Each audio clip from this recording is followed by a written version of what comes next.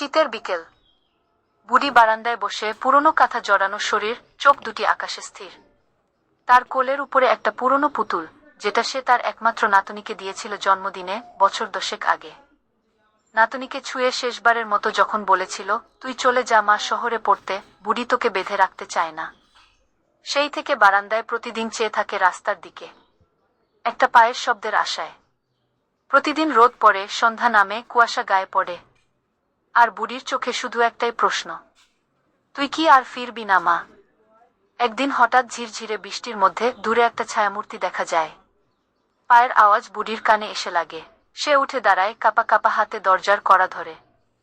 দরজার ওপাশে দাঁড়িয়ে নাতনি ভেজা চোখে বলে, থাকবো এবার তোমার সাথে, আর কোথাও যাব না।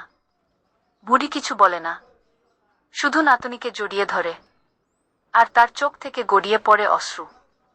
অনেকদিন পর বারান্দার পেছনে থাকা পুরনো ঝুলন্ত ঘণ্টাটা আপন মনে বেজে ওঠে। প্লিজ লাইক এবং সাবস্ক্রাইব।